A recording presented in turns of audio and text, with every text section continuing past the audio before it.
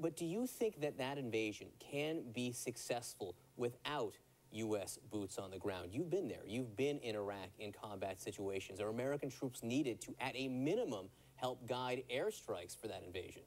I think there's definitely a supporting role that U.S. forces can play, but I think the more important question is about what happens after this attack or after this offensive in Mosul, particularly as we're talking about the Sunnis.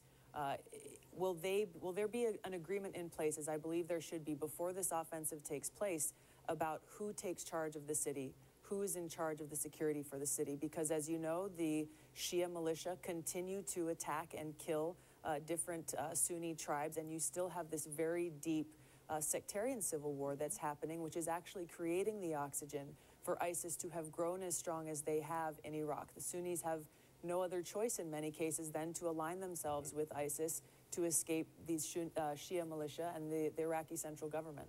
Again, you've been on the ground there.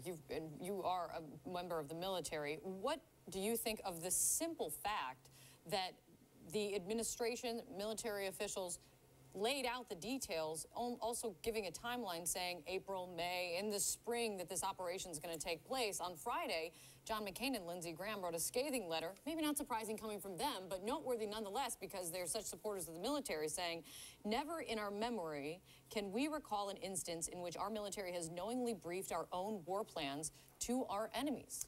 Yeah, when I read that, I was similarly mind-boggled and didn't understand at all how this could be part of a strategic plan in what they're talking about. That you're not only outlining the timeline, which is troubling, but you're also talking about specifically how many troops, how many brigades, where they're coming from, and what they're going to be doing.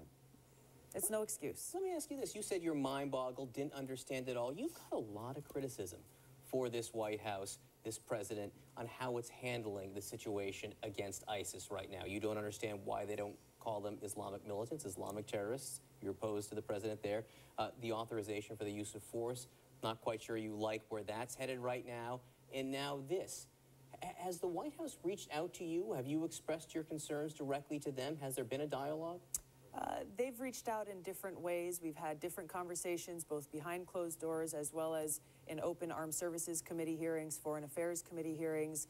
The reason why I feel so strongly about this personally is because it comes from my own experience of having served in Iraq, having that firsthand knowledge. I served in a medical unit where I saw the cost of war every single day and understand that the need to make sure we don't make those same mistakes again. And as we look at this threat... Are they asking you to be quiet?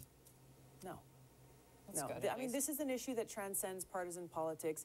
It transcends personalities or individuals, and it's something that we need to have this vigorous debate and dialogue on to get to the core of the issue, the root cause of these Islamic extremists, the threat they're posing not only in the Middle East, but around the world, and how we have to stop them in their tracks and defeat them militarily as well as ideologically.